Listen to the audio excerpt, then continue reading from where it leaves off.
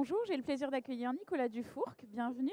Vous êtes le directeur général de la Banque publique d'investissement. Alors, on en entend beaucoup parler, on en a entendu beaucoup parler. Est-ce qu'elle est opérationnelle? Comment ça se passe? On en est où? Écoutez, l'essentiel, c'est que pour les clients, s'ils ont des besoins, qui sont des besoins de trésorerie, de crédit à moyen terme, de crédit immatériel ou de fonds propres, ils se présentent aux directions régionales d'Oseo, qui sont devenues de facto les directions régionales de la BPI. Voilà. Donc tout est en place maintenant pour que les services de la BPI soient distribués en région. D'accord, donc concrètement, je vais chez Oseo, je suis entrepreneur, Oui. j'ai des besoins, comme avant finalement. Donc, sauf qu'avant, quand vous alliez chez Oseo, on vous proposait les prestations de crédit et d'innovation, et désormais, on va vous parler des fonds propres. D'accord, alors quels sont justement, si on revient sur les grands rôles et les missions de cette BPI? La BPI, c'est le lieu où on concentre tous les métiers d'art de la finance des entrepreneurs, c'est-à-dire la trésorerie, le crédit, la garantie, les fonds propres des PME, que ce soit directement ou indirectement au travers des fonds privés que nous finançons. Voilà. Donc vous avez une équipe à la BPI qui est grosso modo de 2000-2100 personnes qui sont des financiers qui ne connaissent que le monde de la PME en réalité, hein, qui parlent ce langage-là et qui sont hyper réactifs. Alors, quels sont vos objectifs, soit en termes d'enveloppe financière? Je ne sais pas comment vous mettez Oui. les limites. C'est quoi Écoutez, vos objectifs?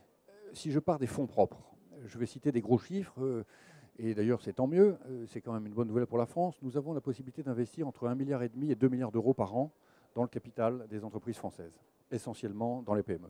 Nous investissons chaque année environ dans 900 à 1000 entreprises françaises, hein. Et donc le message est très clair. Tout entrepreneur qui considère que le moment est venu pour lui d'ouvrir son capital pour passer la surmultiplier, il vient nous voir. Voilà. On s'occupera de lui. Et on sait aussi, le problème, c'est qu'aujourd'hui, les entrepreneurs sont un petit peu réticents quand même à ouvrir leur capital. On sait Oui. que c'est quand même difficile d'ouvrir son patrimoine quasiment à des étrangers, entre guillemets. Oui. Comment vous allez les convaincre? Est-ce que le fait que ce soit un organisme public, c'est plus rassurant pour eux? Je ne sais pas comment faire pour dépasser cette réticence.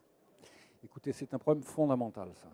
Il faut que l'entrepreneur, et il le sait très bien, comprenne que pour assurer la vie de son entreprise dans la longue durée, il faut la doter de moyens.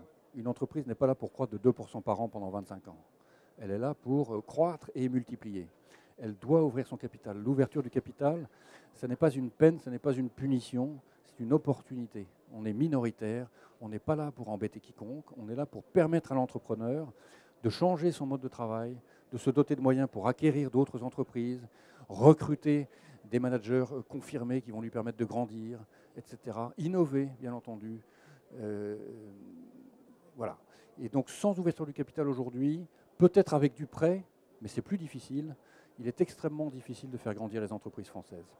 Donc on le dit à nos entrepreneurs, ouvrez votre capital. Oui. Merci beaucoup.